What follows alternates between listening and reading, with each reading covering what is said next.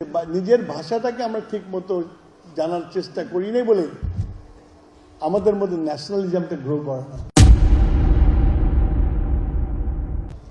স্লোগানের থেকে আজকে এখন এটা নিয়ে আমাদের young generation Gen Z they are proud of it. আমার ব্লিডিং হয়, আমি নিজেকে একবারে মাথার চুল থেকে পা পর্যন্ত আমি ন্যাশনালিস্ট মনে করি। সেই জন্য মুক্তিযুদ্ধে গেছিলাম জীবন দেওয়ার জন্য। ভুগতাম, লেফট পলিটিক্স করছি, নক্সালাইট হয়েছি।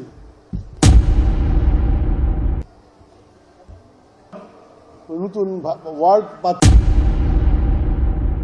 আমি। It is the failure of the teacher. আরেকটা হচ্ছিল যে এই ধরনের ঘটনা ঘটে যখন কোনো দেশে একটা ফ্যাসিজম চলে,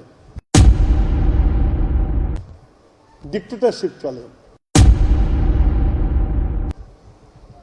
তখন একটা ভ্যাকুয়াম সৃষ্টি হয়।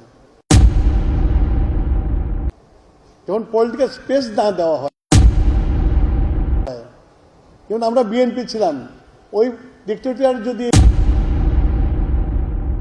একটা স্পেস তৈরি করতো অপোজিশনের জন্য, তাহলে কিন্তু আজকে এই দেশে অবঘটে হতো না।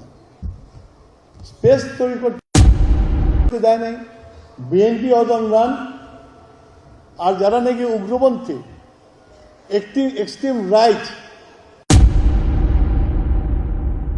তাদের কিন্তু এক্সেস থাকে প্রত্যেকটা বাড়িতে ঢোকার।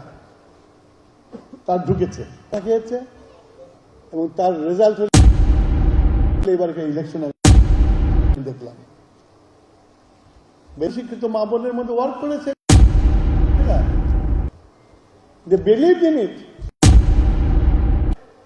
ভোটের প্যাটার্ন এরকম হওয়ার কথা, সারা দেশে ভোটের প্যাটার্ন এরকম হওয়ার কথা না।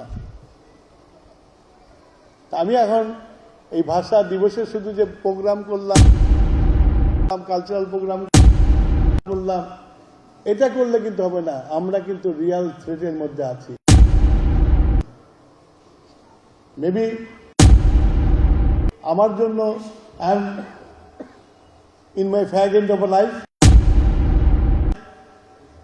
কিন্তু তোমরা যারা এখানে ইয়াং আছো, তোমরা যারা আছো, তাদের কিন্তু ভাবতে হবে, নাহলে কিন্তু আস্তে আস্তে এক্সট্রিম রাইটে চলে যাবে।